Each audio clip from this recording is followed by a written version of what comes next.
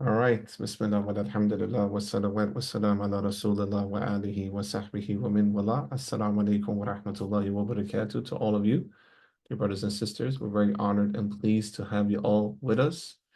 This is the final session as part of our summer intensive introduction program of IPRN, the Islamic Psychology Research Network, and how to utilize the Maqasid methodology working with research within the field of Islamic psychology. The IPRN, the Islamic Psychology Research Network, welcomes you all to this summer intensive program. And those organizations that are behind the IPRN are the ISIP, International Students of Islamic Psychology, the Al-Balkhi Institute of Islamic Psychological Studies and Research, and the Maqasid Institute. We welcome you all from the behalf of these three organizations to the IPRN, the Islamic Psychology Research Network's Summer Intensive Program. So this is part 5 out of 5. We started actually with Professor Yasser Auda, who introduced the Maqasid methodology and how we can utilize it doing research in psychology and Islamic psychology. And we will end now with Dr. Basma Abdelgafar, and she will speak more about centralizing Quran and addressing professional dilemmas in mental health.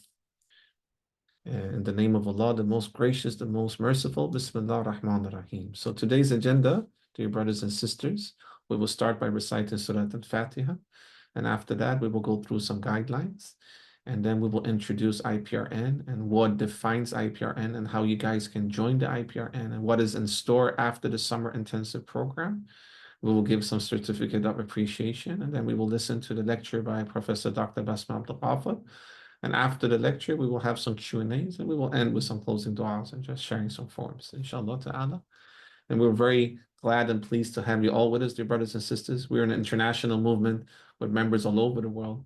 So as I mentioned earlier, if you guys could change your names in the Zoom and add the country of origin where you guys reside, it's always nice to see the diversity that we represent when it comes to ethnicity and nationality. And throughout the session, feel free to use the Zoom chat where you guys can address any questions to Professor Basma or to us.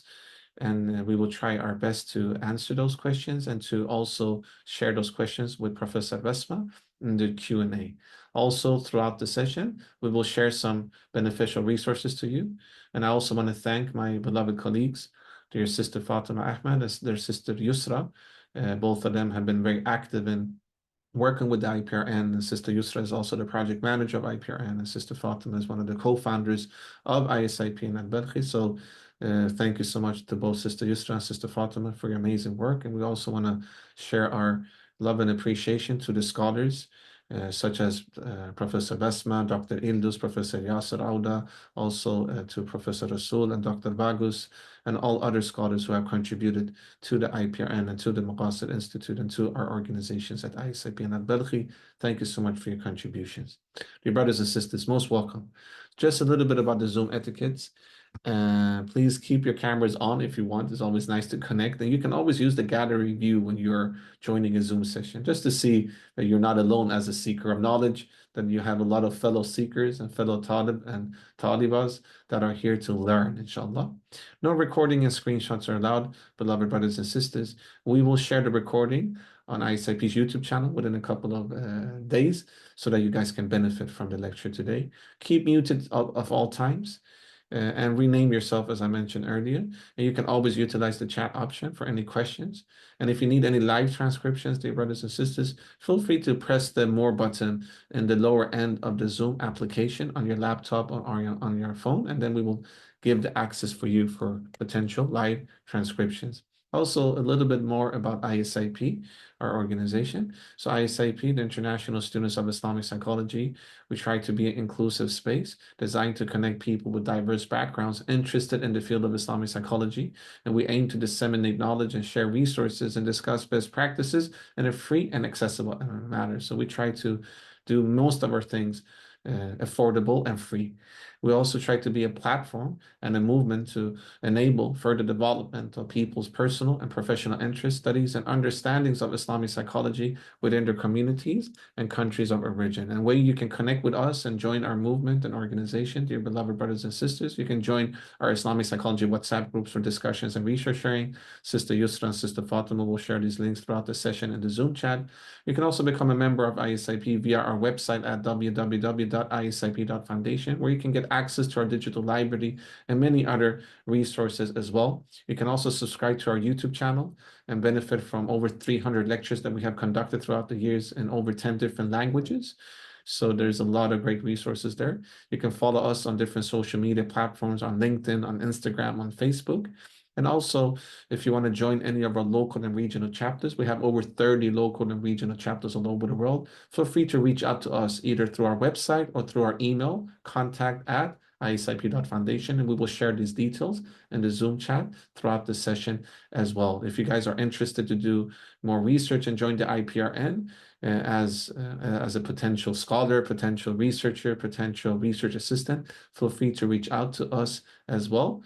And we will be very delighted as ISIP Al-Balkhi Institute and Maqasid Institute to welcome you to be part of utilizing the Maqasid methodology that Maqasid Institute advocates for doing more research within the field of Islamic psychology and Muslim mental health. And feel free to join the IPRN info group. This is where we will inform you guys of the different initiatives that we're going to do in the IPRN, the Islamic Psychology Research Network. So feel free to scan this QR code, dear brothers and sisters. And what is the IPRN? So essentially, as I mentioned, IPRN is a joint venture between Maqasid Institute, ISIP, the International Students of Islamic Psychology, and the Al-Balkhi Institute of Islamic Psychological Studies and Research, which is ISIP's research center. Our aim is to do more research and application of theoretical frameworks grounded in Quran and Sunnah, using the Maqasid methodology to further develop more interventions and more research within the field of Islamic psychology, grounded in Quran and Sunnah, and utilizing the Maqasid methodology.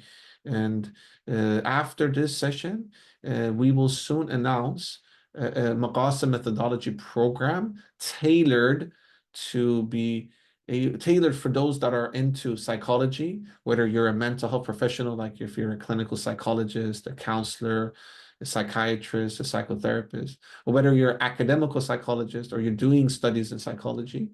This Maqasid methodology course that the IPRN will offer will be tailored for those who are interested in psychology, whether it's clinical or academical, and whether they're professionals or students. So it's the general Maqasid methodology program that Maqasid Institute offers, but it's tailored to allow us to utilize the methodology to further develop studies and research in Islamic psychology.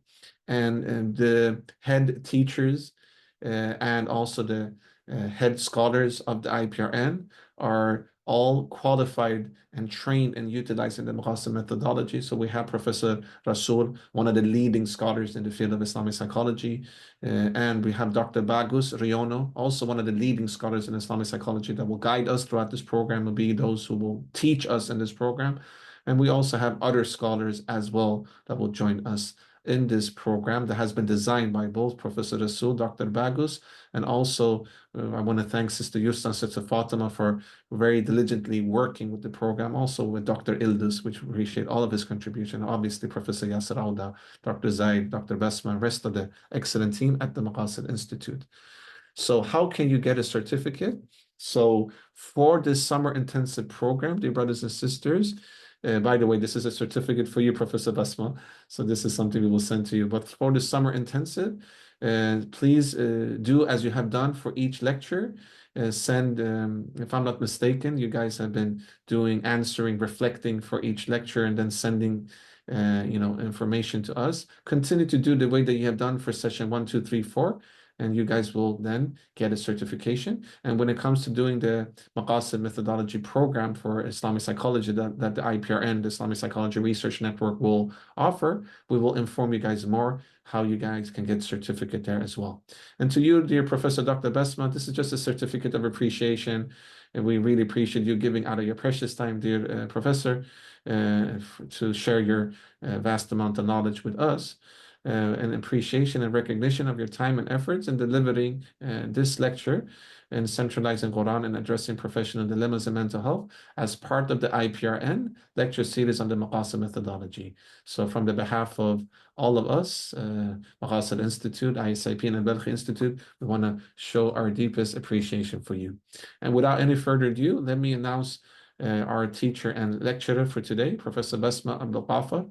She is a founder of the Maqasid Institute and vice president of the Policy and Governance. She has contributed to the development of graduate studies in public policy at the American University in Cairo, Qatar Foundation, and the International Peace College of South Africa, IPSA. She was the founding head of the Public Policy and Islamic Master's Program at the Qatar Faculty of Islamic Studies at the Hamad bin Khalifa University. She obtained her PhD in Public Policy from Carleton University, Ottawa, back in 2003. And her book publications include Public Policy Beyond Traditional Jurisprudence, Thriving in a Plural World.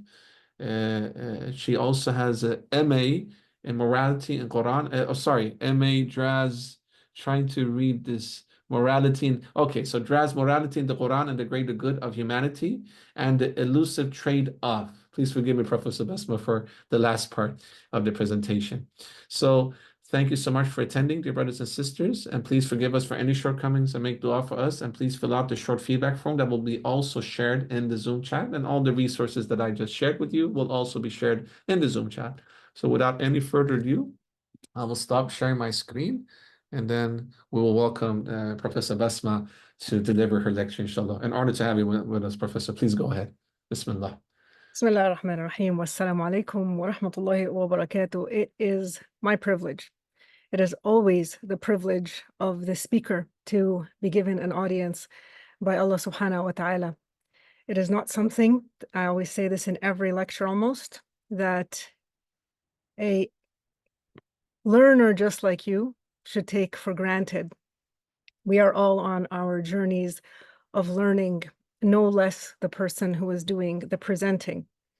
So before I share screen, I wanted to share something funny that just happened 2 days ago, actually. I was sitting in my car. I'm in Canada at the moment. I'm in Ottawa. And we have these Jehovah Witnesses come by the homes, knock on the door, and try to proselytize people. So it just so happened that I was in my car, and these two gentlemen, elderly gentlemen, came up, and they wanted to pass me this. Mental health, help from the Bible. So with extreme enthusiasm, I took it from him, and I said, yes, yes, I need this. And he said, he looked at me very strange, like, why is she so excited? And I said, because I am giving a talk on Saturday on mental health. And he was still wondering what's going on. And he said, you know it's from the Bible. And I said, yes, I know it's from the Bible, and I'm going to read it. Thank you very much. So I took it from him, and obviously I gave it a very quick read because these things are interesting to me, because I like to see how other faiths approach this issue. And it was a complete coincidence that this particular issue was given to me at this time. So in a nutshell, they recommend in this little booklet things that overlap kind of with us, like prayer, reading scripture, the examples of others, and practical advice on medicine and exercise, and finally friendships. So it was an interesting coincidence. But I think, of course, and as we're going to talk today, what we have and the texts we have and the revelation, subhanAllah, that Islam offers us is so much more rich and so much more consistent and offers a lot. In the run-up to this lecture, and also because of personal interest, I've also done some interesting readings on positive psychology and lifestyle medicine. And of course, I've gone back and looked at the greats. I've read for Dr. Begos Riono, of course, for Dr. Badri Malik, Dr. Malik Badri, for and for others, from other interesting works that will inform some of what we'll talk about today. This book, for instance, of Boys and Men is very interesting because of its coverage of the situation of boys and men in the world in which we live today. And this one, The Body Keeps Score, and Why We Sleep, and all that stuff. And of course, the Handbook on Positive Health Sciences by Routledge. So I've done, a bit of reading, probably nowhere near some of you, but have a familiarity. Now I'm going to share screen, if I can share. Here it is. And let us start here. Okay. So I was given this topic, obviously, by the organizers, which is fine. But I reverted to them and I asked, what exactly would you like me to address? And these are the three things that Sister Fatima and Sister Yusra came back to me with. First of all, the centrality of the Quran in mainstreaming the profession of mental health in light of its guidance, and we'll cover that first. Then the need for a transdisciplinary approach, and finally, roles for different actors in dealing with mental health. And there's a brief disclaimer. No matter how much I've read or how familiar I am with certain things, I am not a psychologist. I am not a mental health expert. And what I will be sharing with you today is based really on my knowledge of the Quran, some of the readings that I have been doing elsewhere, and my personal experience with mental health.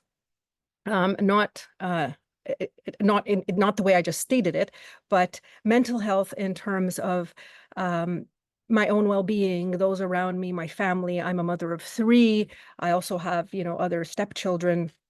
I have extended family. And of course, we all have our life experience with mental health and psychological issues.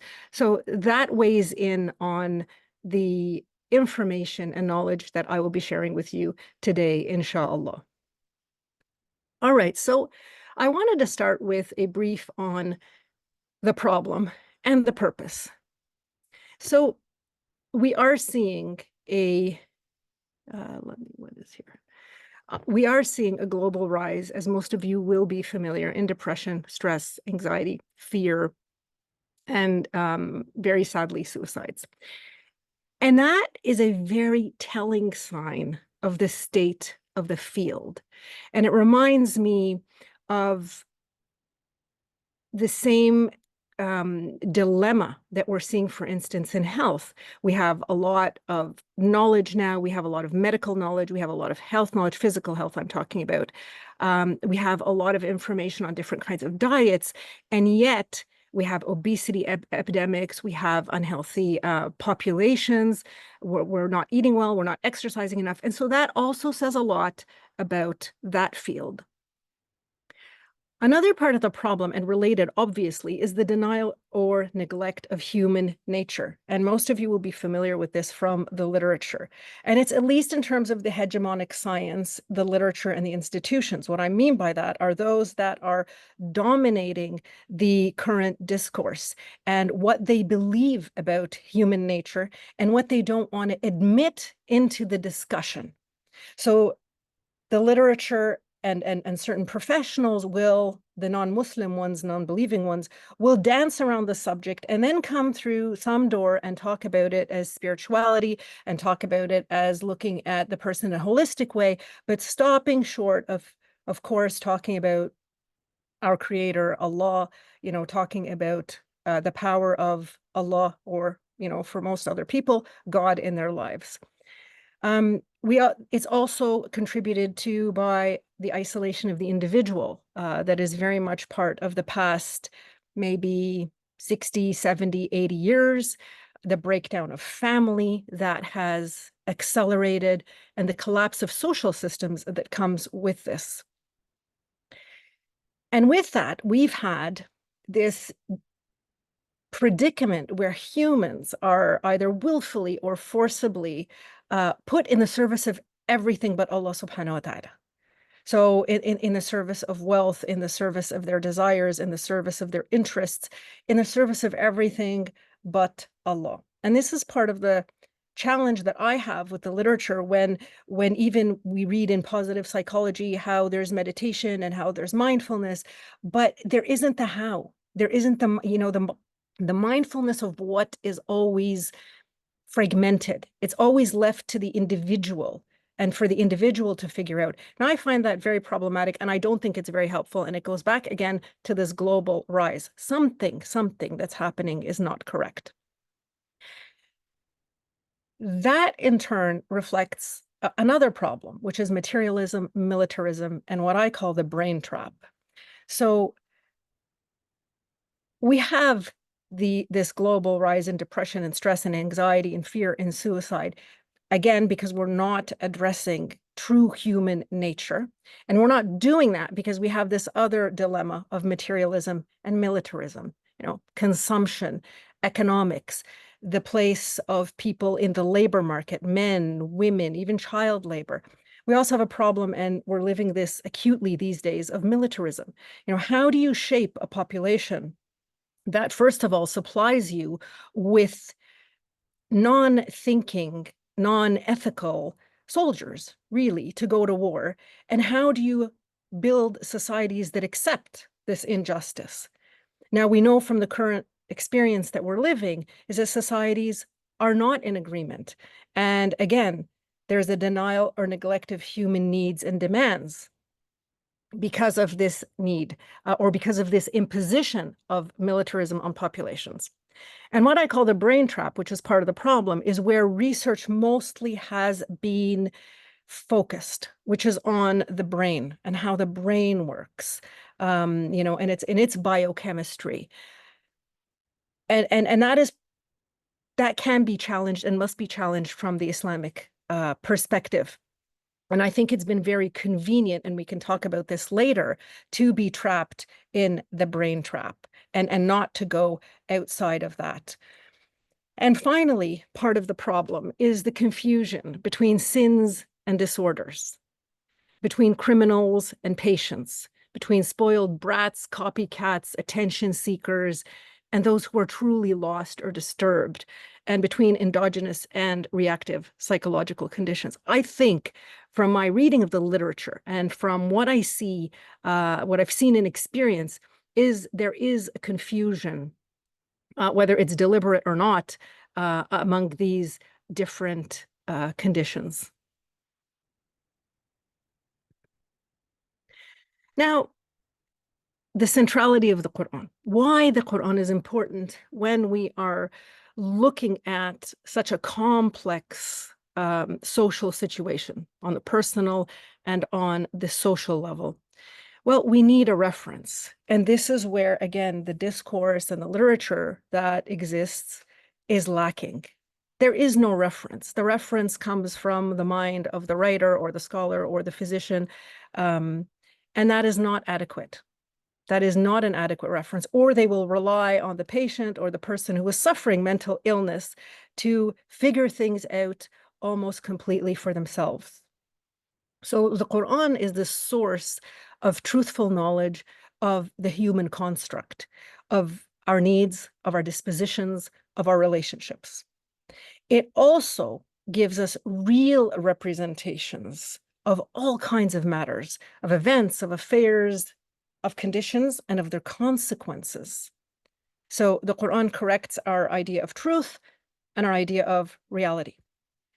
Now, we must study it, okay, for at least two purposes, and we may study it for another two.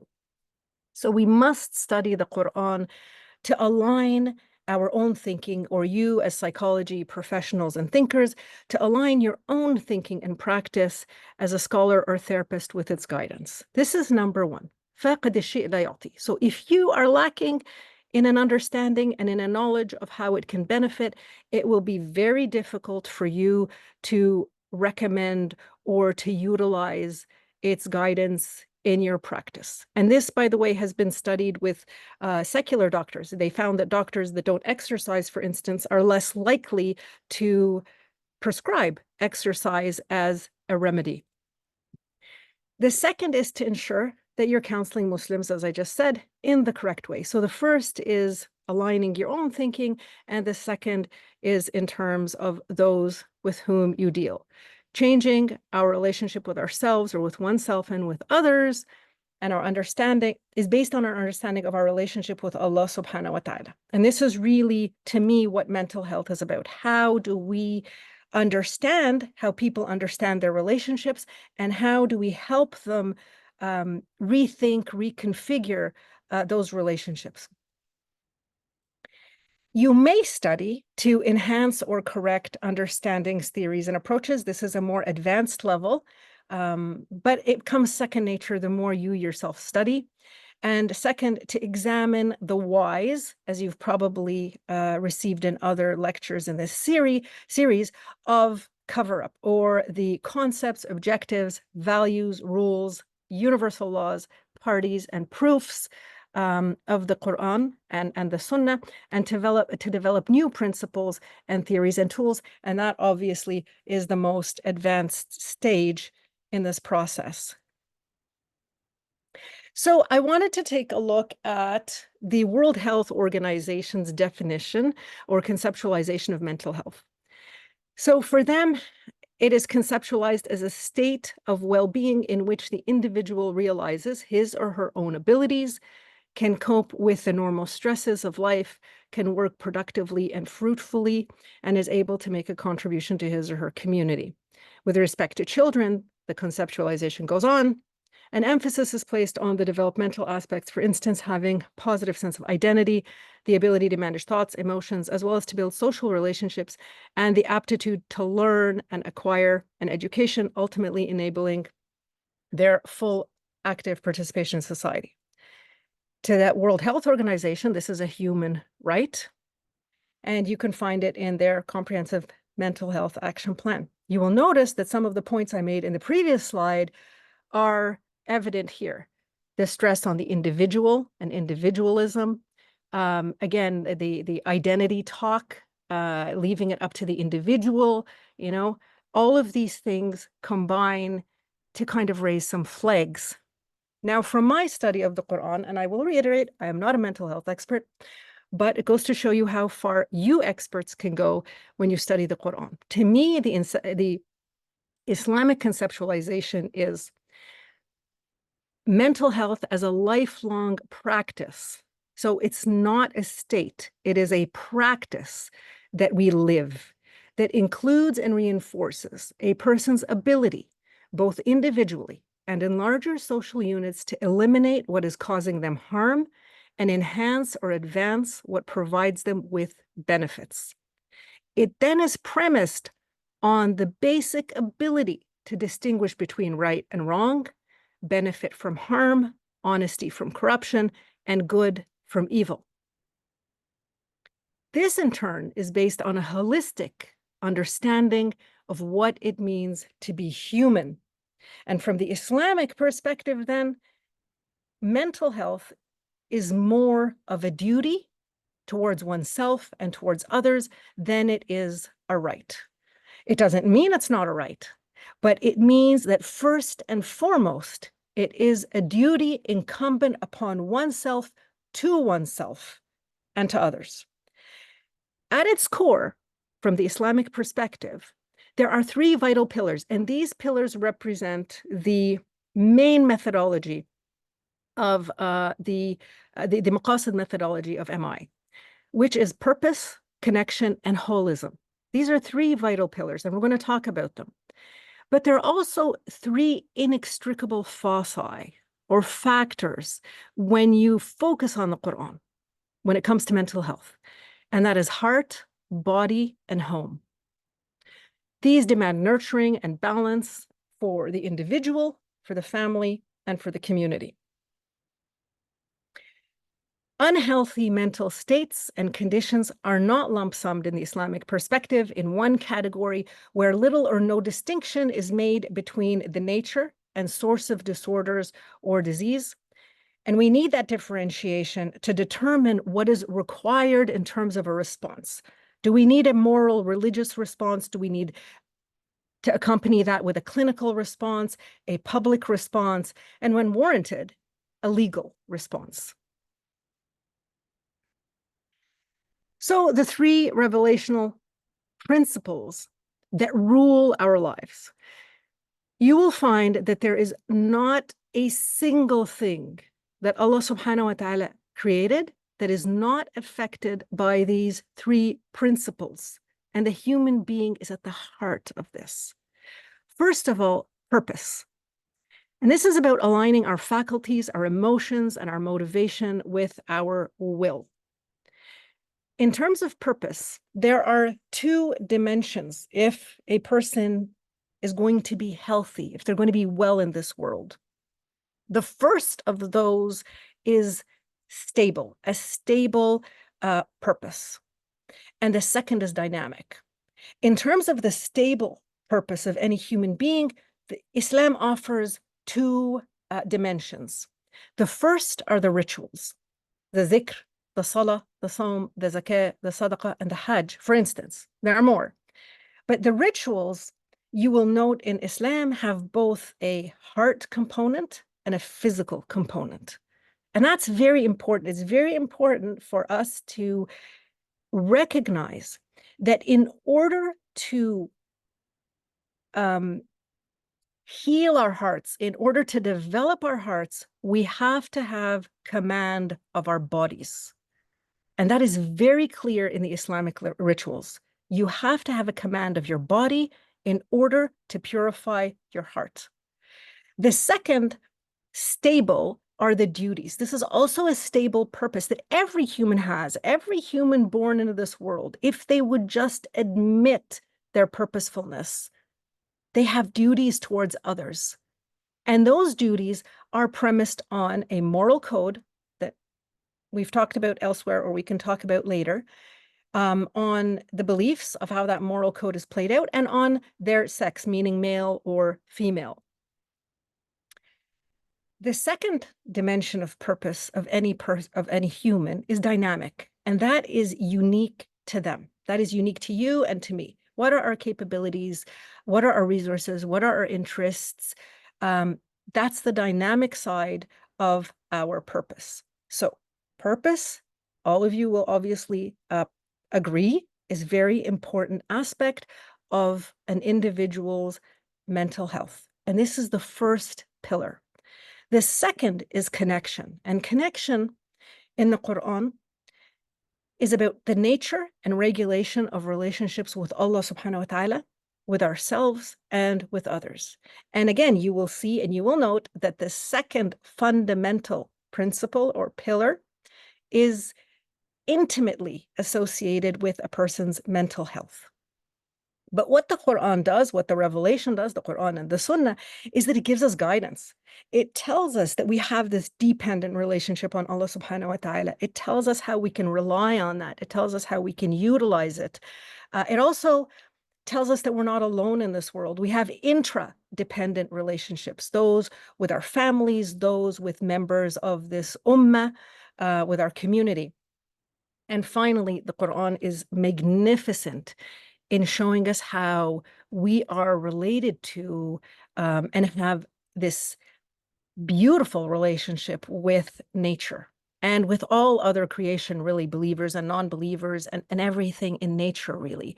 And the Quran will tell us how that relationship ought to be regulated and how we can think about it and how it can enrich us in our daily lives, so that it's not just we're not just human-centered. You're having problems with people in your lives.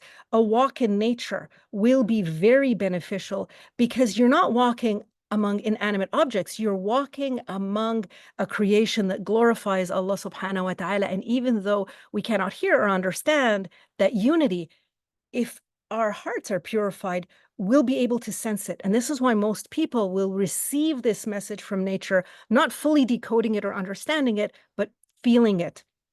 And finally, holism, which is the third pillar that we are offered by the revelation. And this is the idea that the whole is different and potentially greater than the sum of the parts. And it urges us towards systemic thinking. And why do I say potentially greater than the sum of the parts? Because this idea that I think is attributed to Aristotle, that the whole is greater than the sum of the parts, is not necessarily correct. It's potentially greater. Why? Because if what we've brought together as parts is not following the purposeful path that Allah subhanahu wa ta'ala intended for it, and it becomes an exercise in corruption or in diminution, then it is not greater than the sum of the parts. Then the parts indeed may be more powerful on their own than if we brought them together, especially if we're talking about families and societies. So this potentially is really important because it emphasizes how we're operating, not just the fact that we are operating. So holism is all about this combining and complementing and overlapping. It also tells us about the ubiquity of certain elements or dimensions in our lives, like nature, like time, like risk. These are concepts that are ubiquitous throughout the world and throughout human societies. Now, when a person experiences and lives this idea of purposefulness, of connection, of holism, it tends to be associated with lower levels of depression, distress, anxiety, and in turn, physical illness. Now, the three foci. The Quranic mental health foci, to me, from my studies, kind of look like this. We have on the right side of the screen to you, this triangle, and you have an arrow that is going from infancy to adulthood at the bottom. Now, when at infancy, the most important thing in a child's life is their home. And we're going to talk about what that means in the Quran in a second. Is their home. Their home is very important. If their home is healthy and well functioning, their bodies are likely to be healthy.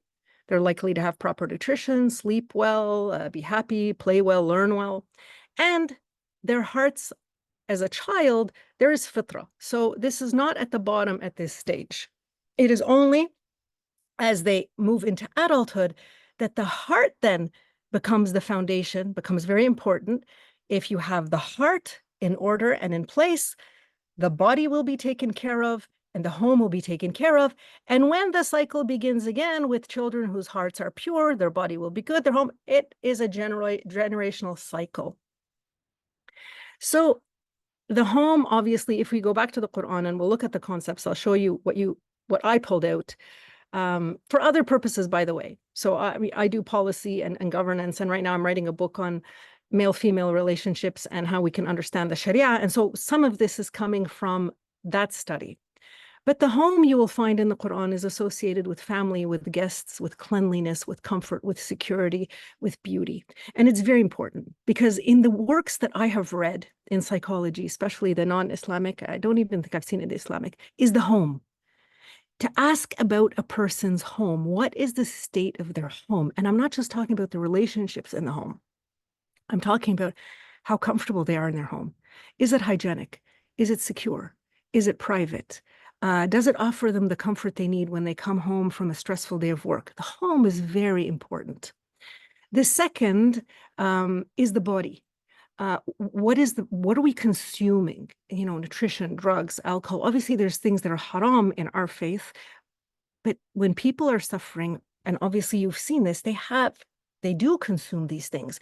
How are we consuming information? Information is also something we consume. Social media is something that we consume. Gaming, riba, other people's wealth. These are all in the Quran concepts of consumption. So it's not just food and drink, it's food and drink and all the other things that we take in through our eyes, through our scent, through our ears, and obviously through our mouths that we take in that can harm us.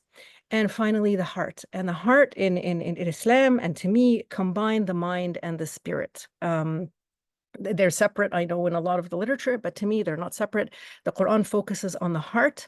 The heart is where there is this unraveling code for what experience means. Okay? So around this casing of the heart, you can have superficial, crowded, distorted, or clear, enhancing, and discerning supports. And you can think of that, you can think of the Sadr, as we're going to talk in a minute, as a pharmacy or as a library. What are you drawing upon? What is the heart drawing upon to send those messages to the brain and to a person's other faculties? All right.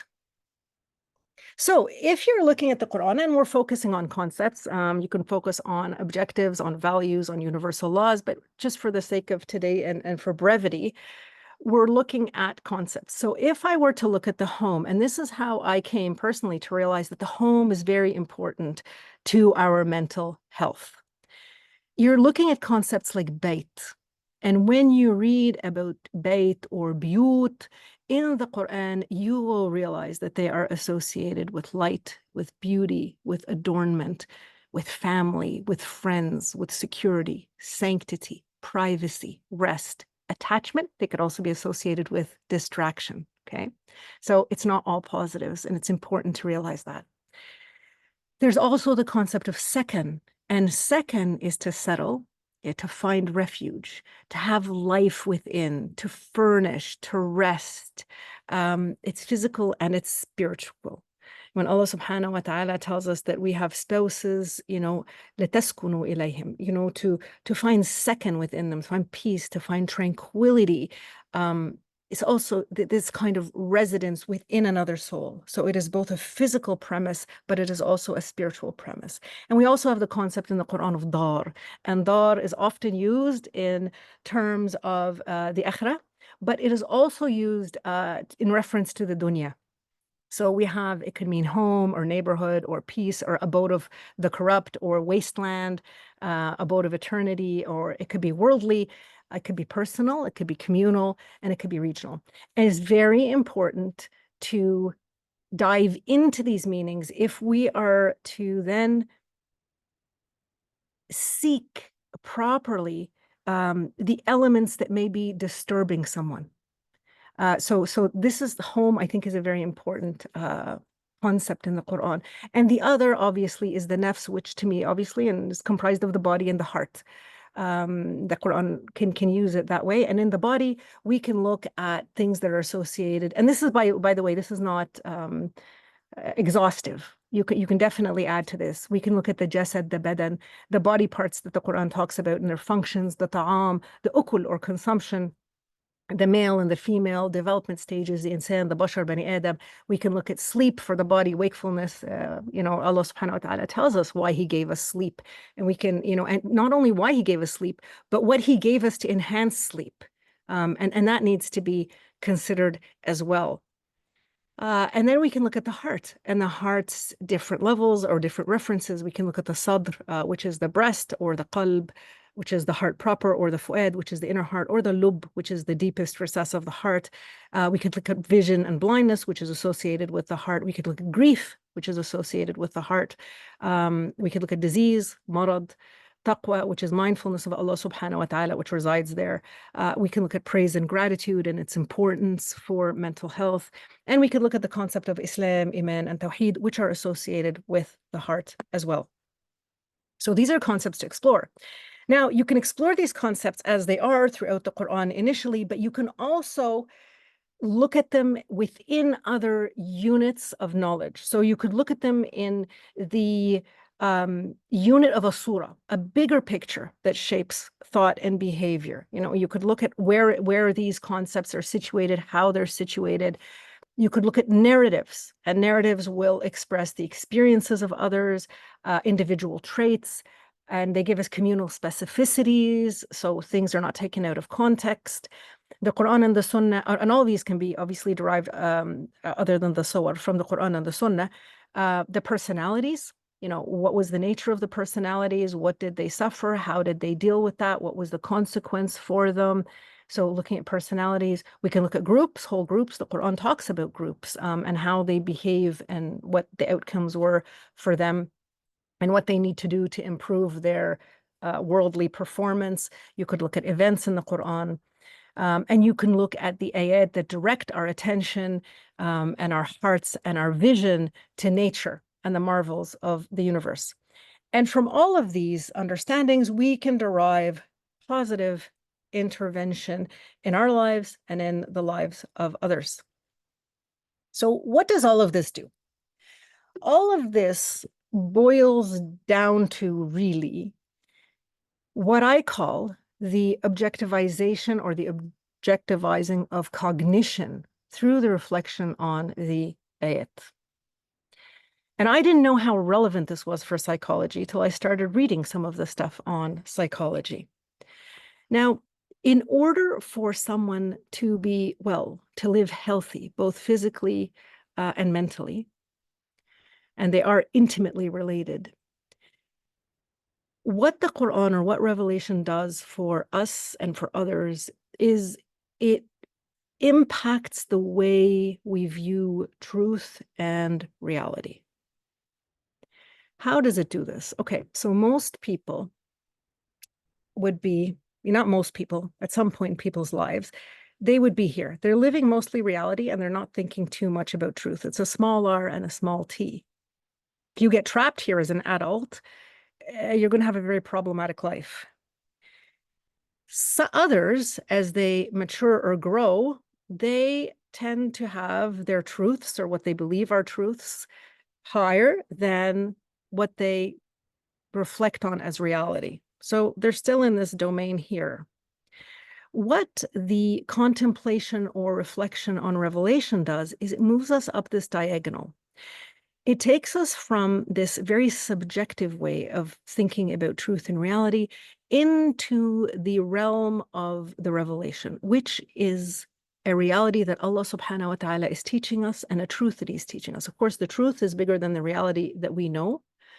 But this is the zone right here in which we have the greatest success and well-being, where we can make better decisions, where we can check the meaning. So that's my first point. It checks authenticity of meaning and the actuality of reality.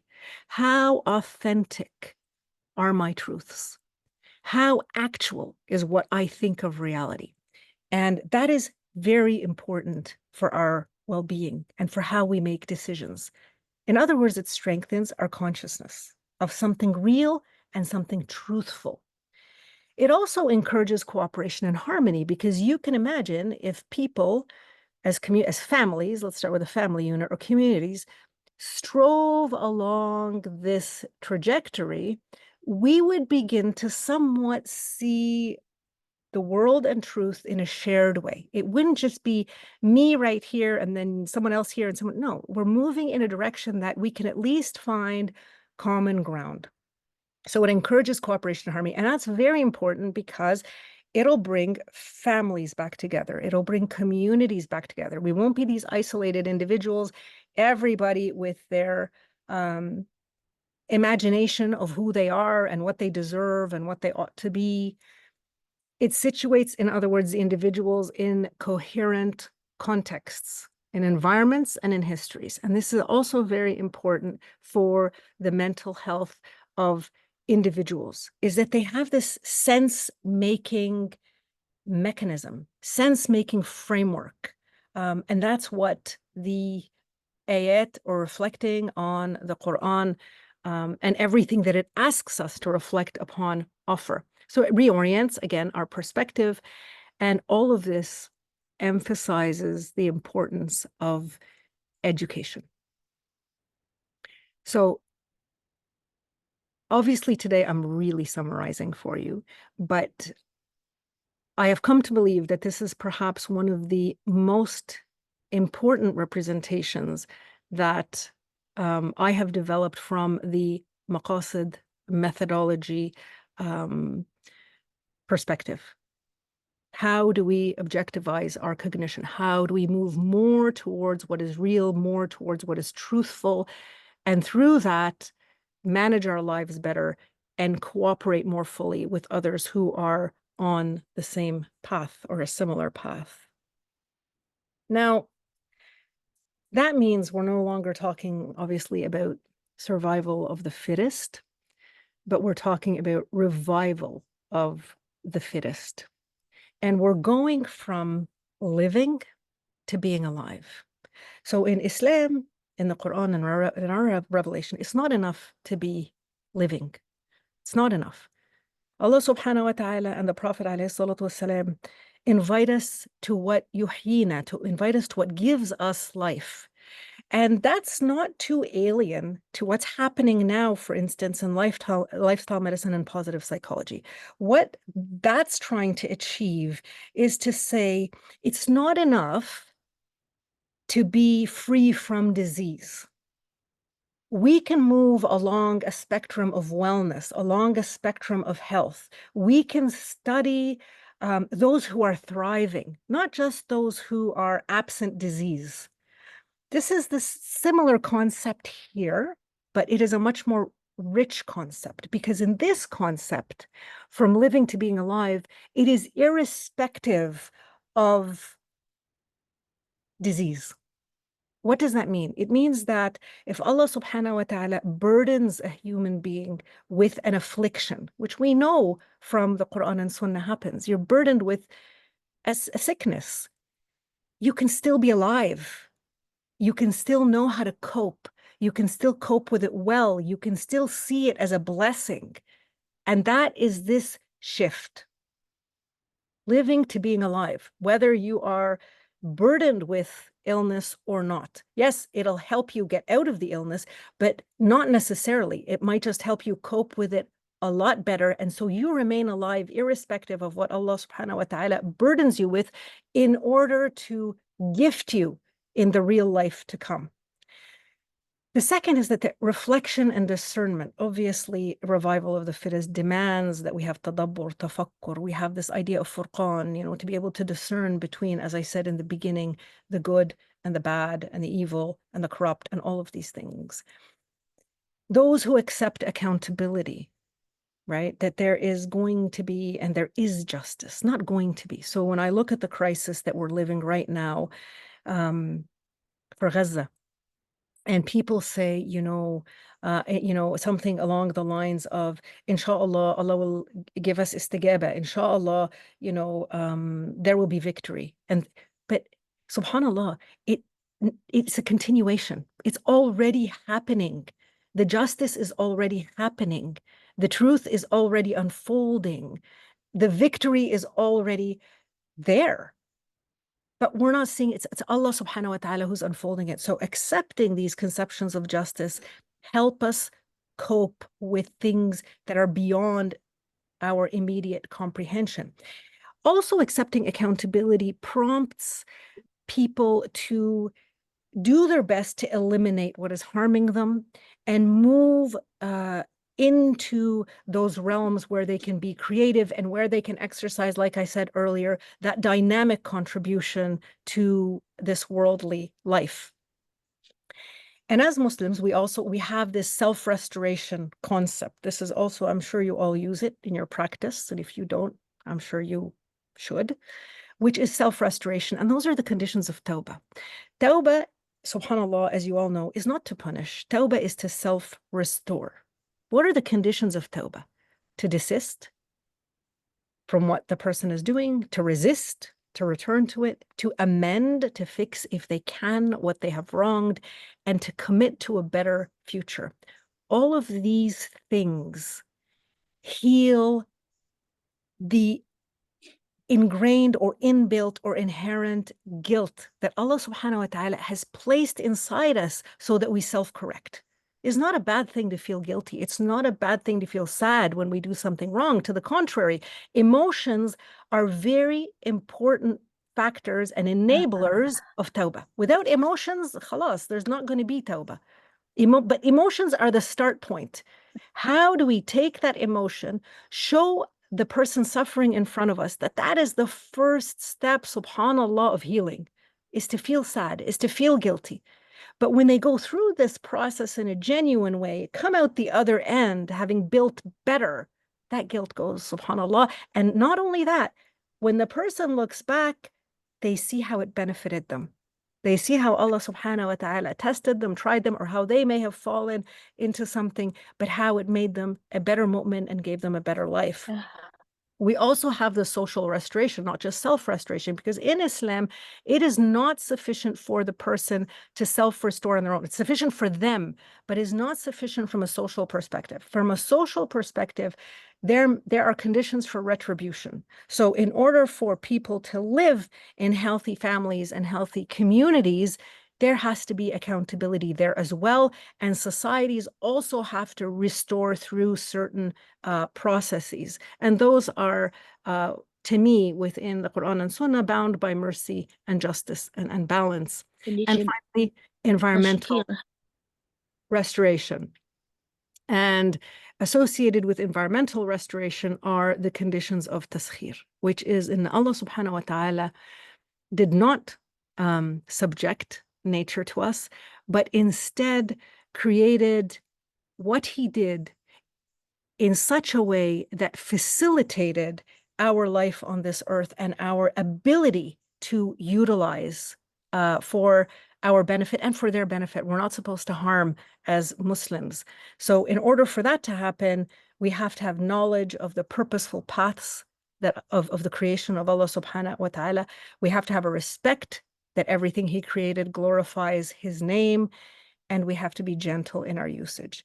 And this way of thinking shifts this paradigm tremendously. How do we achieve all this, and how do we begin thinking this way? This was the second question. Obviously, to me, it's not through interdisciplinarity, it's through transdisciplinarity. It's through going beyond. So addressing mental health requires us to go beyond the silos of biology and society and culture and economics and politics and environment. It requires us to integrate our knowledge, to combine our knowledge and insights, recognizing, again, as I said, that the whole is more than the sum of the parts, but only if we are working from a similar framework and respecting Allah's guidance. It enables us to bring together diverse stakeholders and provides us with better understanding of complex and multi-level phenomena.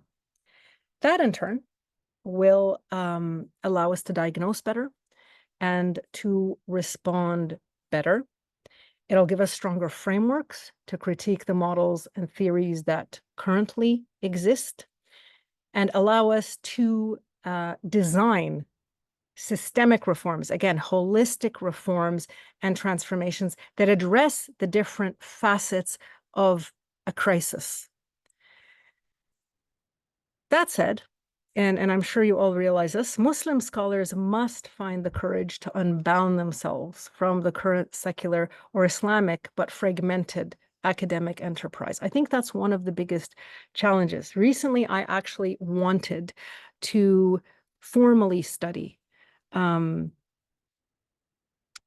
and well-being. And it's probably one of the reasons why I went in and I read so many books. And I was so disappointed.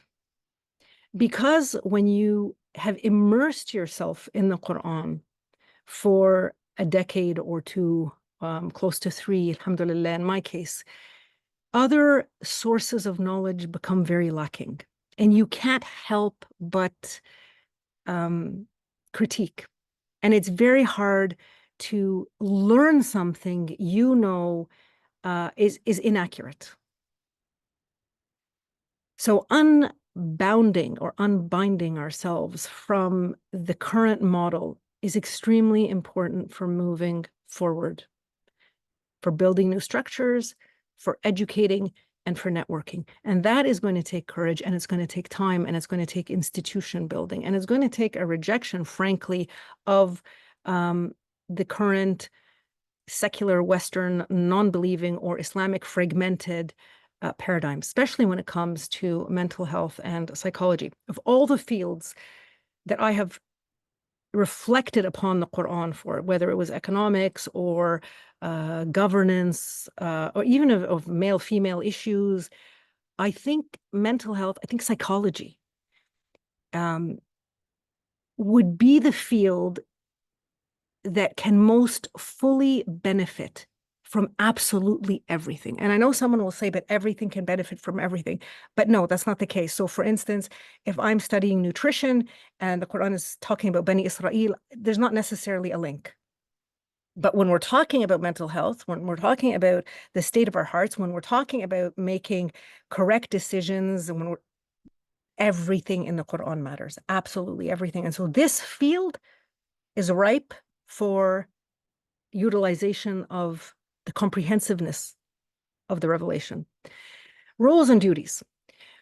When the girls, Sister Fatima and Yusra, sent me their pointers, they said, roles and responsibilities or roles and duties, and they pointed out policymakers, physicians, therapists, I think, and tafsir scholars. But the one extremely important player is family. I cannot overstate the importance of family in mental health, in preservation and in the development of children, in the transitions throughout our lives, in cohesion and support. Family is extremely important. When the family breaks down, people suffer. And I'm not talking, and if you go back to the Quran and you begin studying the way that the Quran, for instance, deals with divorce, you'll find that it's not divorce per se that breaks a family. What breaks a family is the behavior of the men and women involved in this tragic event. It's not a happy event. It's sad and it's difficult. But the guidance in the Quran ensures that the way we deal with this permission does not break down the family and keeps the children healthy, and with time may even heal the relationship between the exes. And that is good for everybody. So the way that the Quran presents us, the knowledge they present us, is very important for how to regulate family relationships. Family, number one. Number two, yes, because it's pervasive, policymakers with the cooperation of business and the community. And that, of course, comes through national policies, universal health coverage, things like this, social protections, living standards, all of this comes under those actors. But I want you to be aware of something, and I am very wary of this, that even when you're reading the World Health Organization document that I referred to earlier, they'll state something like, as the ultimate guardian of a population's mental health, governments have the lead responsibility to put in place appropriate institutional, legal, financial, and service arrangements. No, they are not the ultimate guardian. The ultimate guardian is the family and the individual. That is the unit that is the ultimate guardian. If the family is failing, no government can help you. Governments, and this was in the same document, the economic consequences of these health losses are equally large. A recent study estimated that the cumulative global impact of mental disorders in terms of lost economic output will amount to 16.3 trillion. And this kind of thinking at the international level and in global institutions maintains the status quo of not listening to people, not admitting the holistic understanding of what it means to be human. Why? Because if you were to do that, economics no longer becomes your focus. This no longer becomes a loss. So that is very important to keep in mind when you're looking at the different actors and giving them importance, especially from an Islamic perspective, especially as we try to reshape the health of the community. Government is not always on your side, and what they're doing can actually be working against you. And we all know that from, unfortunately, all of the identity nonsense that we have been witnessing worldwide, and particularly in Western secular systems. I recently sent my daughter a video of Chinese children in kindergarten performing these very complex tasks, sewing, drilling, sawing things. And one of the comments in the bottom of that video was, meanwhile, in America, children don't know if they're a girl, a boy, or a tomato. But that is coming from the system. So we have to be very cautious. The role of physicians is very important. They have to give greater attention to the contribution of mental health and wellness to diseases. And we've all experienced this with our parents, with people that are elderly, with ourselves. You go to the doctor, they don't ask, they don't care about that side. They're looking at the body as a standalone dimension of health. And they will try to treat whatever they see without necessarily getting into the psychology and mental dimensions that may have caused the crisis to begin with, or maybe causing the crisis. So physicians need to give greater attention to mental health. Therapists and researchers need to approach individuals as a whole and in holistic ways. And we as Muslims need to explore wellness and well-being, not just disorders and disease. And the Quran and the Sunnah are amazing in this sense. Even the style of the Prophet alayhi salatu wasalam, when he said, for instance, Bashir wala tunafir, give good news or good tidings, do not give bad news. There's a basis for positive interventions from the Islamic side. And of course, tafsir scholars have to reconsider their readings. They have to question and seek new understandings with these purposes expressly in mind. And it is not to impose, what we think on the texts. It's to dive into the text, as I said, and let the texts guide you. Ask the questions of why. Why this for me, for my field? How could I benefit from what the Quran is saying or from this guidance? And for us as an ummah and as scholars to take the time to unravel and unfold what we're reading. You see, this is where we're going to become very strong, is to take the time to read something and to say, be patient. What does this mean? Why, for instance, why do we pray the way we do? Let's rethink it. What happens when we say, Allahu Akbar? What happens? What is supposed to happen in the human mind, in the heart? What communication should be sent immediately from the heart to the mind and all the body's faculties and limbs? What should happen with this beginning Allahu Akbar? What happens when we go into sujood? Take our time. A book can be written on this. So we need to take our time to think and to express the contribution that the details of this faith can make to mental health. I think I'm in. So my concluding thoughts for this morning when I was thinking about what I was going to say, is we're not really coming up with anything new. This is a process of discovery. We are working in any field, really, not just psychology, to preserve the pristine state in which Allah subhanahu wa ta'ala created. Does that mean we go back to living like they did in the past? No, that is not what that means. What that means is that there's basics and fundamentals that will allow us to thrive in all ages if we get them right and if we understand them in the times in which we live. Our role is to package the knowledge, the truth, in a language, in ideas, in forms, in technologies that suit our times. We also have to individualize truths so that we respect universal guidance, but we tend to the needs of individuals. So it's not good enough to tell somebody, obviously, as you all know, who's going through depression, oh, just go pray, or you're not praying enough, or maybe your fast wasn't this, or, maybe you're not being good to your parents. It's not good enough.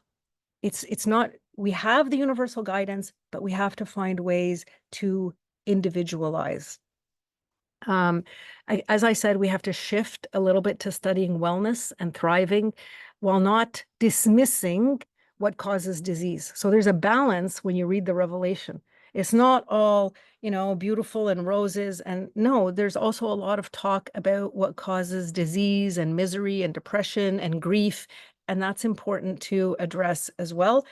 And finally, we have to identify and reject what does not conform to our belief with greater courage, because Allah subhanahu wa ta'ala gave us a faith, and I will repeat myself, that of all the disciplines and fields of knowledge out there, potentially apply to this one the most in its comprehensive nature.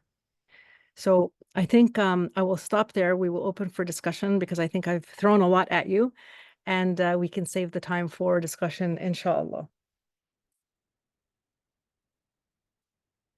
Barakallahu fiki, jazakallah khairan, dear Professor Basma, for this very thorough and excellent presentation. I think I speak from the behalf of all of our participants and myself as a mental health professional that this was very, very important lecture for us to ground ourselves in Quran and Sunnah first and foremost, as we try to both criticize the hegemonical reductionistic view of of the man and women in our, construction, and that today psychology has become the science without the soul. And as you rightfully mentioned, the psychology today is the science of cognitions and perhaps behavior inclinations, is definitely not the science of the soul, even though we know that all traditional um, religions or spiritual practices or indigenous practices of some form of spirituality had some notion of the soul, even though, as you rightfully say, Professor Basma, the Islamic approach is the most comprehensive and the most holistic. And of course, we believe it's the only truth.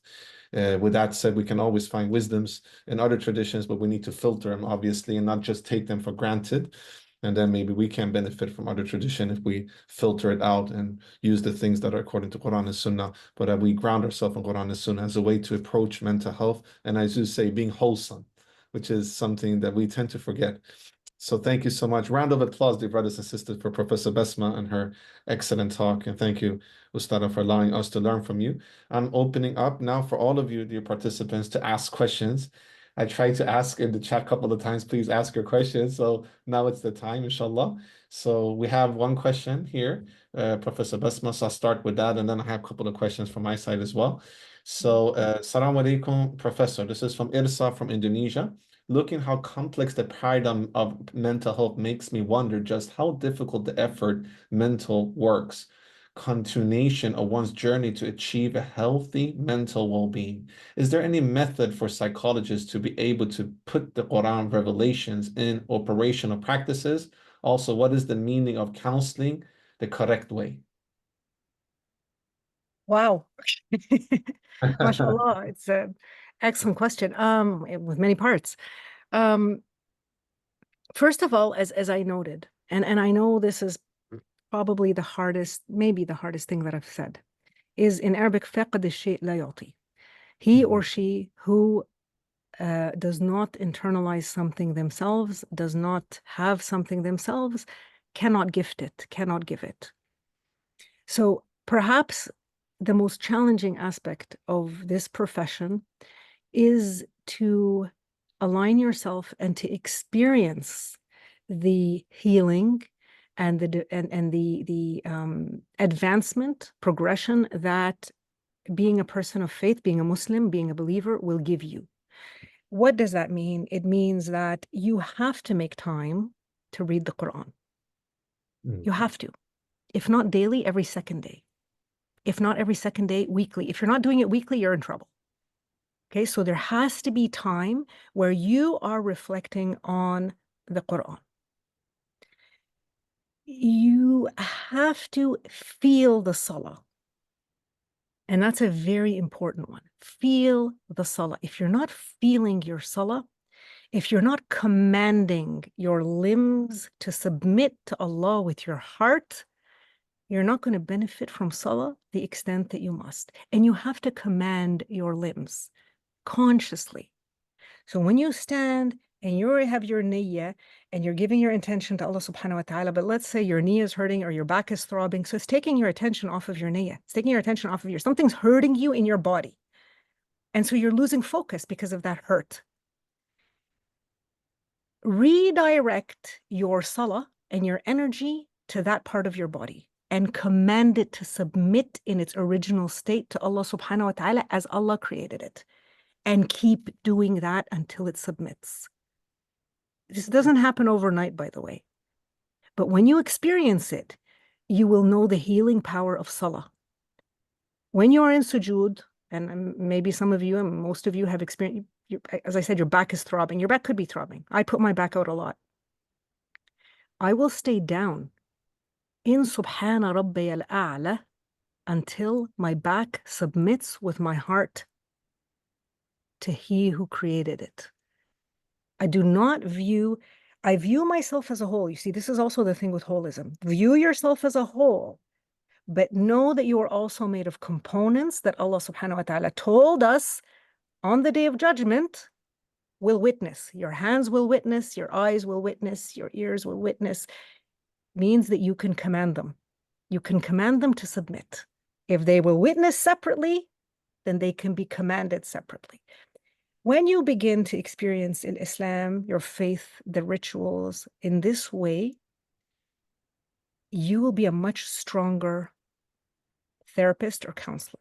You asked me what a counselor to me is. A counselor to me, and my understanding from the revelation, is someone who listens, someone who really listens. And if they find that they're becoming agitated by whoever's in front of them saying, that's when their nafs has entered and you no longer want to help the person in front of you. That's when whatever you're going to say is coming from you and not care from them. So you have to be very conscious of how you're feeling as you're listening. And you have to deal with that immediately. Because if you let it build, whatever is going to come out of you is going to be for you and not for them. It's not going to be for Allah anymore. It's going to be because I felt angry, I felt agitated, I didn't think that was right. It's not about that. It's about listening so you can help that person rethink what they did in relation to Allah subhanahu wa ta'ala, not in relation to any prejudices or biases that you have. So counseling to me is about listening with an open mind, with an open heart, and with one intention only. Allah subhanahu wa ta'ala is to bring that person to Allah. And it comes to me from the Taif. When the Prophet, all of you know this incident, what was the Prophet's ultimate, what was his ultimate concern when the people were mean to him, when they cast him out? It was Allah's rida. It was Allah's contentment. It was Allah's approval of him. So when he was given the option to destroy them, what was his decision? No, because out of their progeny, there might come people that worship Allah subhanahu wa ta'ala. Only one thing on his mind, only one thing. It's Allah. Not that he got hurt, not that he got injured, not that they're mean, none of that. Not that his people had been tortured and were still being tortured, and he still didn't know, alayhi salatu wasalam, whether he'd be able to make it back in or not. It was one thing, was that. So stay conscious to that, and you will be a good counselor. You'll be able to listen better, and you'll be able to direct better. MashaAllah. Barakallah feek. Jazakallah khairan, Professor Basma. That's amazing, amazing, amazing nasiha. And can I just ask a follow-up question? What would you, just from the Arabic terminology and maybe Quranic terminology or from the Sunnah, what would be the proper term to use if you want to define what is a counselor, in your opinion? I would say, let me think, a counselor. Is it a companion, Professor, like a Rafiq? Because that's how we try to interpret it. But that's like through also some of Imam Ghazali's nasiha to us from the Ihya. I don't know. What would you say, Professor? I would, to me, it's not, it wouldn't be so specific even. I mean, I think what's coming immediately to my mind, if you're asking me, is mu'min. يعني من القرآن المؤمنين والمؤمنات يأمرون بالمعروف وينهون عن المنكر. It's that, it's that open, to me. So as a believer, if I see another believer, especially if I'm professional, but if I see another believer hurting, I ought to have these tools if I've understood my faith correctly. I don't think there was a profession as such. Of course, the Rafiq, the Sadiq, the Sahib, Sahib comes a lot, Sahib al-Tariq wa Sahib, the word Sahib is popular, but I would, to me, it's at a more general level of mu'min, or, if you want to go, I mean, there's different levels. I didn't get into them in our discussion. So the different levels, if you go back to the Quran and the initial classification I'd read fi al-Hakim al-Tirmidhi, but then I've taken it much further, which is, how do we understand the sadr, the qalb, the fuad, and the lub? How do we understand the breast area, the heart proper, the inner heart, and the deepest recess of the heart? So, and what stage as a counselor, as a sahib, as a mu'min, are you in? So you as a believer, you as someone trying to help somebody, as a counselor, have to be at least in the beginning, you have to be at the level of the qalb, right? Iman. Preferably at the level of ma'rifah, which is fu'ad. And then really, really in your senior, or if you're fortunate, اللب, which is the tawheed, the tawheed dimension of your existence. So what I didn't explain, because for time purposes, if your sadr is where, and I said it's a pharmacy or a library, this is where the ayat are. بل هو آيات بينات في صدور الذين أوتوا العلم. Okay, so this is what the Quran is. في صدور. آيات في الصدور. So when you live with the Quran, So you see, like, so this container. Please mute yourself, dear brothers and sisters. Thank you. Go ahead, Professor. You please. bring the ayat into your sadr, and that becomes the library or pharmacy that your heart draws upon and send messages through. If in that space is waswasat al-shaitan, which we know that's where the shaitan has his waswasa, if there's jealousy, if there's greed, if there's anger, then that is what the messages to the rest of your body are going to pass through, because that is what's encasing your heart. So what we need to do as mu'mineen, as counselors, as anything, Islamic, is ensure that what engulfs our hearts, the qalb, are the ayat. And when that happens, then at the level of the qalb, there is iman, not just Islam. Islam is at the level of the sadr. Iman is at the level of the qalb. At the level of the qalb, if you have iman, now you have a more sure belief, you're more grounded. You begin working towards the fu'ad, which is the ma'rifah. The ma'rifah is when you can hear somebody talking, but you're seeing something else on them. They may be crying because something happened, but you're seeing it's likely because there may be poverty. There may be an insult that happened a few days ago. You're reading them. This is ma'rifah. You're not just hearing what they're saying, you're seeing a bigger picture. You know what the tone of the voice is saying. You know what the tears are saying. That's ma'rifah. Once you're there, you want to take the deep dive into the lub. And in the lub is the core of tawheed.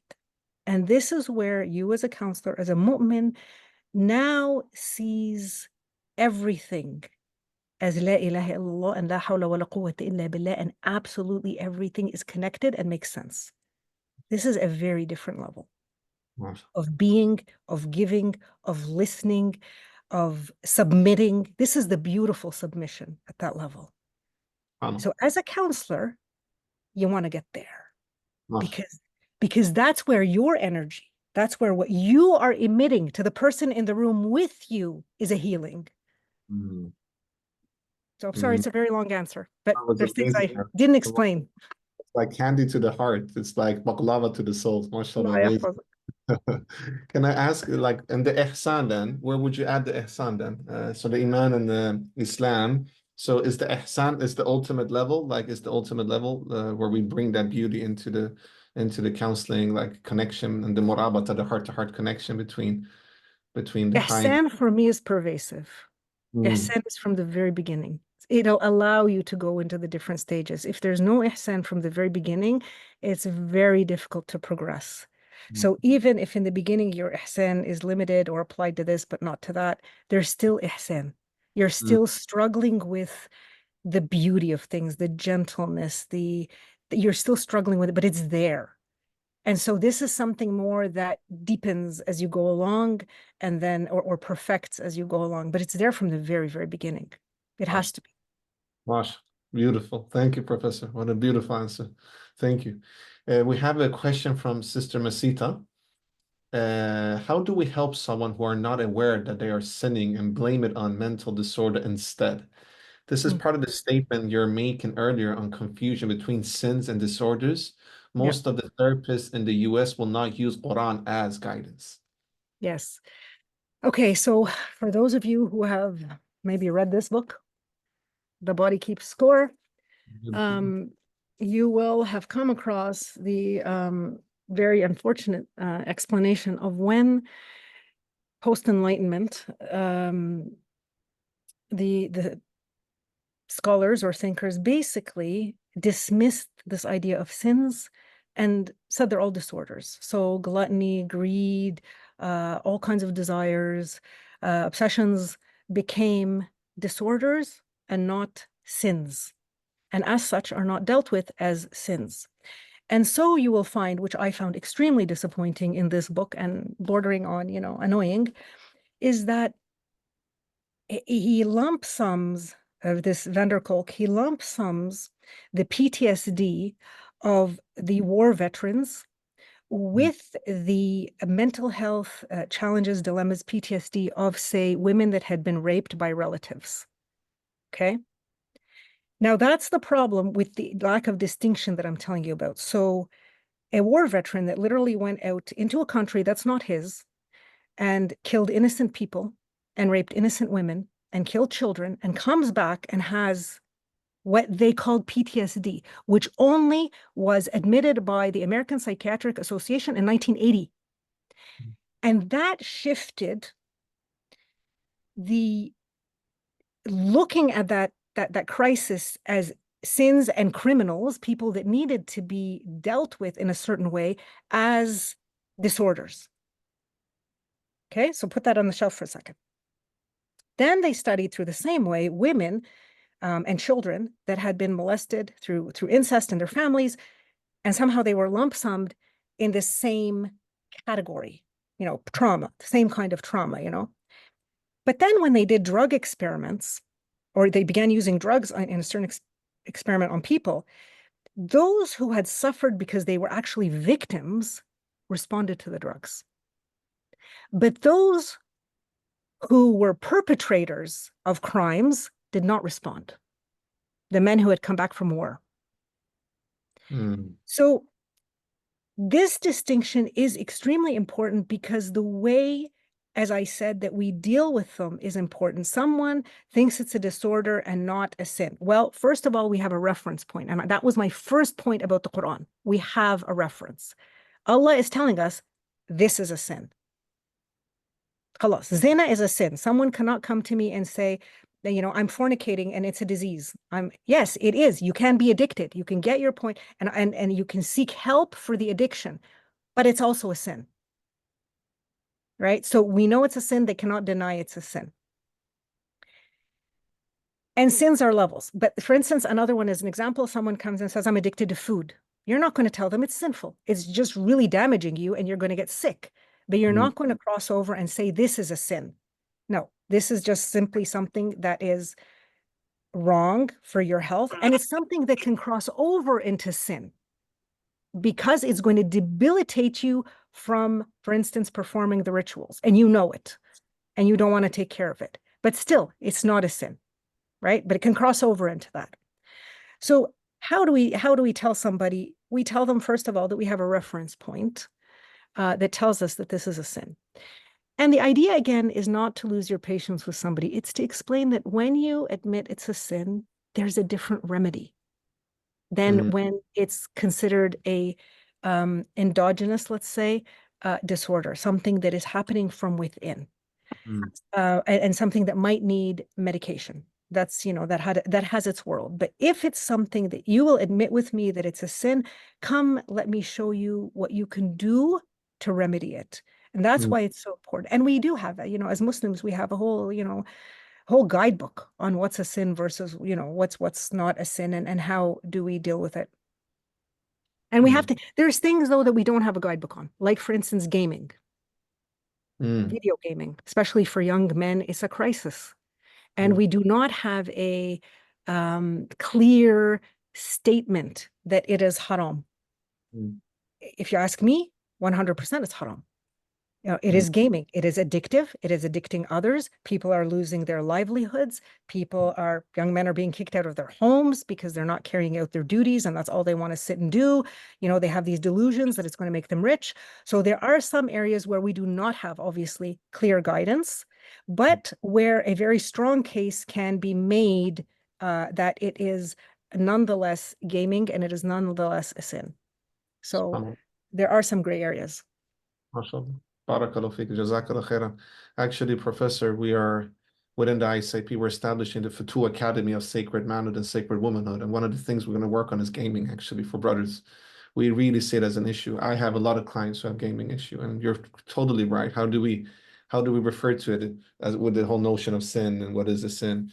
Could I ask you, Professor, from your point of view, like, because you got this handbook from the Jehovah's Witness speaking about mental health. That's interesting.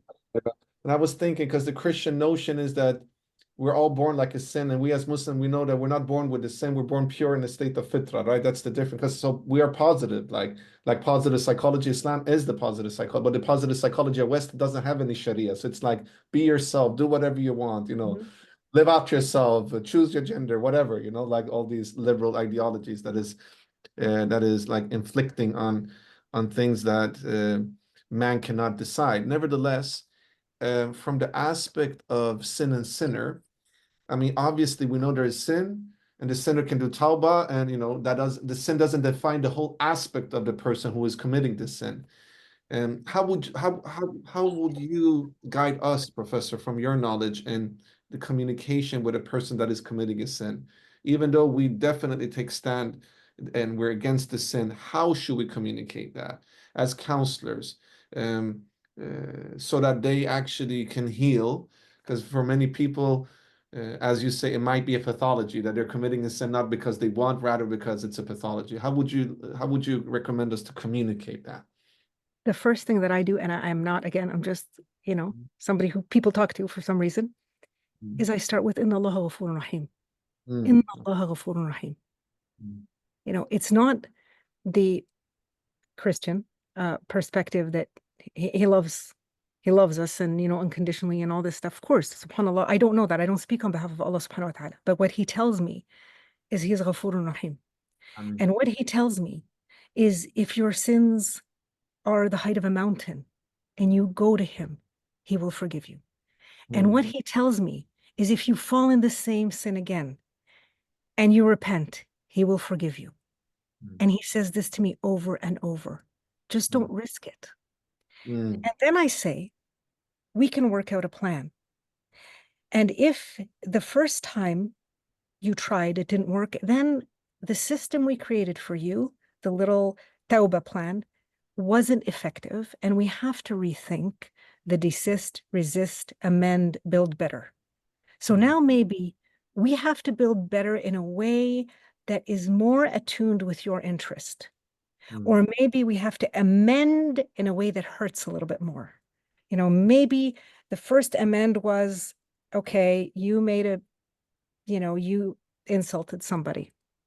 And, obviously, you don't necessarily have to go apologize to them, or it's going to be difficult, they're distant, whatever. But now, because you've fallen into it again, now we're going to do something a bit more challenging. Now, maybe you do have to go make an appointment with them and apologize and admit what you said behind their back. Maybe you have to do that if it's safe, if the person's not going to kill you, And then we have a build better. So maybe in the build better, instead of me telling you you're going to do 1 week of community service with local youth group, now you're going to do 4 weeks.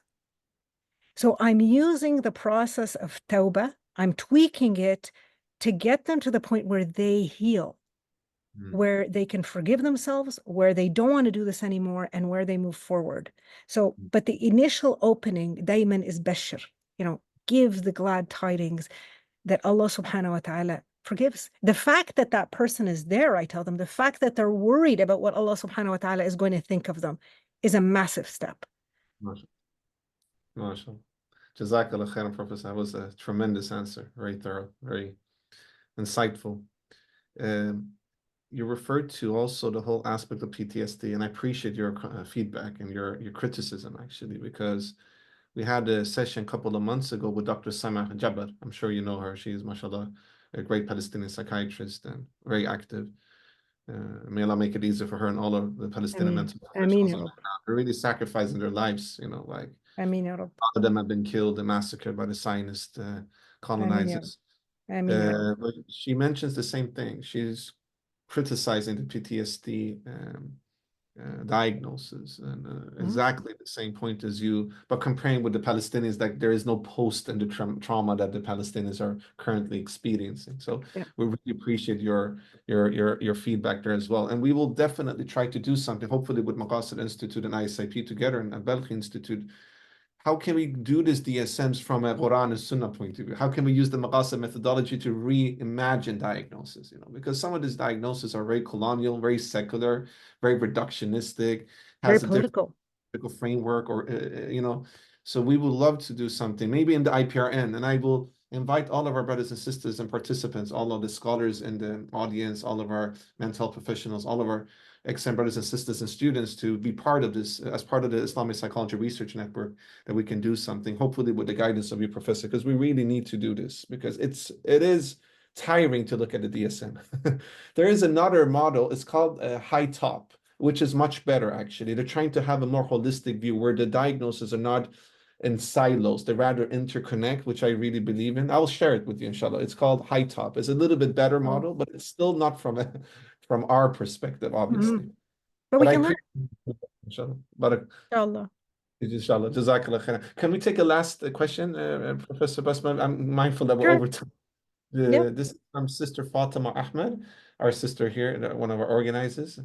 Sister Fatima mentions when the family dynamics are at the heart of well-being, how to get one's family member's disease or sickness to be balanced in the family so it doesn't become everyone's sick.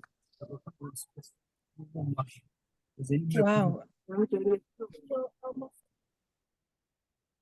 It depends on who's involved.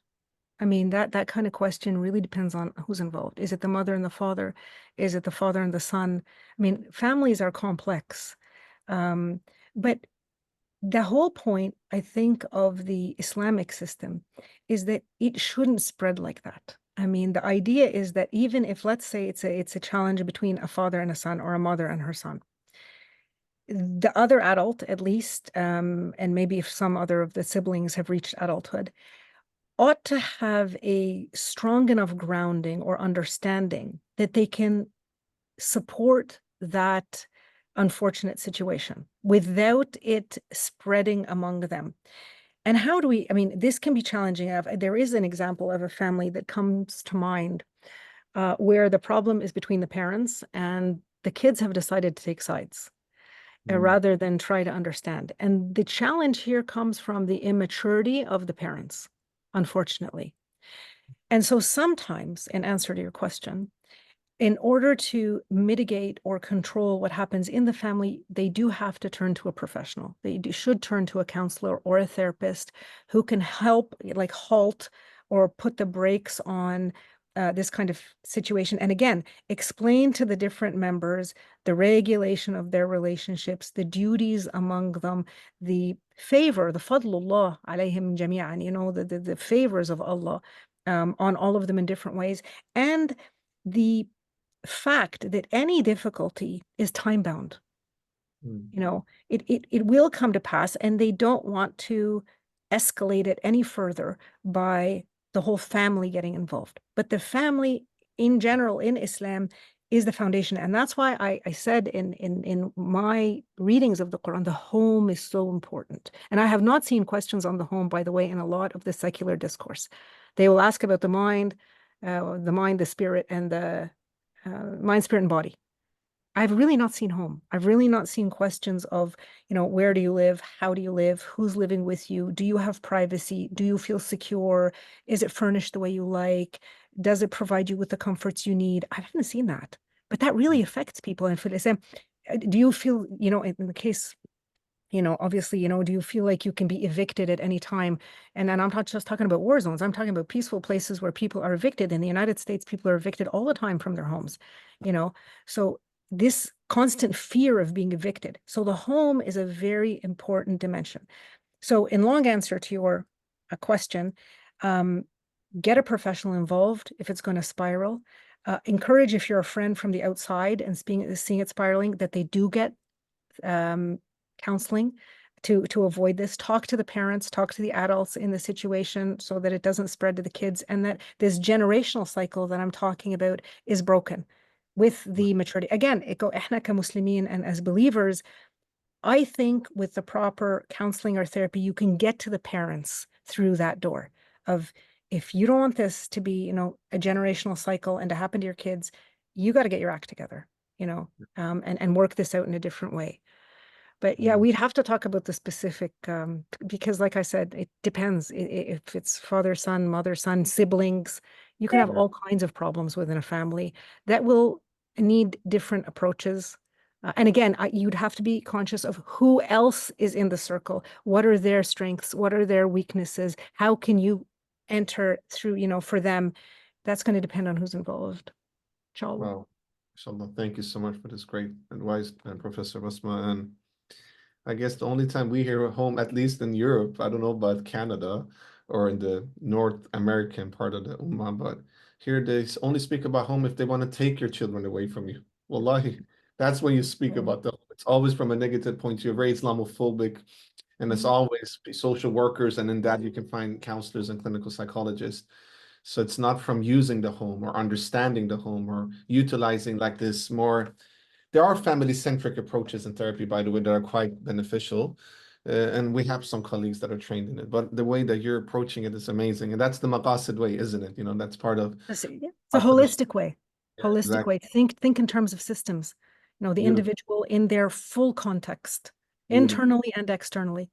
Beautiful. May Allah subhanahu wa ta'ala allow us to learn from you, Professor. Thank you so much for your excellent knowledge. We would love to host you again, by the way, because there is so much, maybe part 2, inshallah, because there are so many great questions from our dear colleagues and amazing brothers and sisters who are, mashallah, all of them are very knowledgeable. And thank you so much. Round of digital applause or physical applause to our professor, our teacher, Professor Basma. Please come and join us again, inshallah. And for all of you who joined, I want to thank you all for giving out of your precious time. Thank you for all of your amazing questions, brothers and sisters. Please forgive me for not being able to ask all the questions, but inshallah, we will have more time for more questions and more joint reflections, inshallah. We ask all of you to make dua for all of us, inshallah. And brothers and sisters, we just shared the WhatsApp group link for the IPRN, the Islamic Psychology Research Network. As I mentioned in the introduction of our session today, this is the final session for the summer series. We just wanted to give you guys a taste of the sweetness that you can derive when you use the Maqasid methodology in doing research and studies related to psychology, inshallah. And in the IPRN now, we're going to announce soon the Maqasid methodology program tailored for those that are into psychology, whether it's clinical psychology or theoretical psychology. This will be announced soon, inshallah. So join the IPRN WhatsApp group. It's been shared in the Zoom chat. We will also email it out to all of you. If you have any questions, feel free to reach out to us. We have shared the email addresses. And from the behalf of Maqasid Institute, the ISIP International Students of Islamic Psychology, and the Al-Balkhi Institute of Islamic Psychological Studies and Research, we want to thank Professor Basma. We want to thank all the scholars who have taught us throughout the summer for their time, for their work, and for always working to create more resources for us as seekers of knowledge and also mental health professionals to apply it in our own self-work. And as Professor Basma said, we need to start with ourselves. So the work starts with ourselves because we are all the mirrors of our clients, and their struggles are also mirrors of our internal struggles as well. So let us learn from our scholars and teachers and internalize it. So join the IPRN, and inshallah we will do more research. Why not reimagining a DSM, and we create our own diagnosis system based upon Quran and Sunnah, utilizing the Maqasid methodology, inshallah. So thank you, Professor Basma. Thank you to Sister Yusra and Sister Fatima for project managing and organizing the whole series in such an amazing way. Thank you to Sister Medea for designing all the marketing material, and also to Dr. Zaid and Dr. Ildus and Dr. Bagus and Professor Rasul and rest of the team from the IPRN and from the Maqasid Institute and ISIP. Thank you so much for your time and for giving out of your time to create the whole program together with us. Brothers and sisters, we will continue answering your questions, inshallah. We will let the Zoom be open for a couple of minutes. Professor Basma, before we end, if you want to share any final remarks, and also please do a closing dua for us as well, inshallah. Jazakallah khairan. Allah yahfazak. First of all, thank you very much for having me. As I said, it was a privilege. Bismillah ar-Rahman ar-Rahim. والعصر إن الإنسان لفي خسر إلا الذين آمنوا وعملوا الصالحات وتواصوا بالحق وتواصوا بالصبر.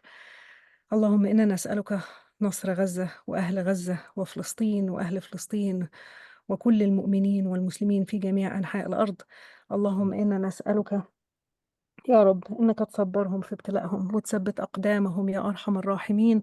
اللهم أطعمهم من جوع وآمنهم من خوف. اللهم ثبت أقدامهم. اللهم أرهم مقعدهم في الفردوس الأعلى يا أرحم الراحمين. اللهم انصرهم على أعدائك أعداء الدين، وانصرنا معهم يا أرحم الراحمين على الصهاينة والكفار والمشركين والمنافقين. اللهم شتت شملهم وفرق جمعهم. اللهم زلزل الأرض تحت أقدامهم. اللهم اقذف الرعب في قلوبهم.